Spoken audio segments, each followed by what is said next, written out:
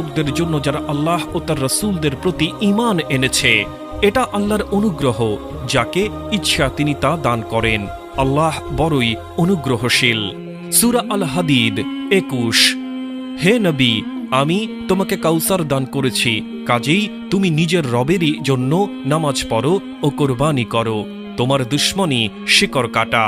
সূরা আল কাউসার 1-3। বন্ধুরা, আমরা সকলেই চাই জান্নাতবাসী হতে, তাই আমাদের অবশ্যই আল্লাহ পাক রব্বুল আলামিন এবং নবী রাসূলদের দেখানো পথ অনুযায়ী জীবনযাপন করতে হবে। আমাদের নামাজ আদায় করতে হবে এবং নামাজ হলো বেহেশতের চাবিকাঠি। আমরা নামাজ ব্যতীত কখনো জান্নাতে প্রবেশ করতে পারবো না। তাই আমাদের উচিত আমরা যেন সকলেই 5 ওয়াক্ত নামাজ আদায় করি। আর যদি আমরা নামাজ আদায় না করি, তাহলে আমাদের জন্য অপেক্ষা করছে জাহান্নাম এবং জাহান্নামের ভয়াবহ শাস্তি।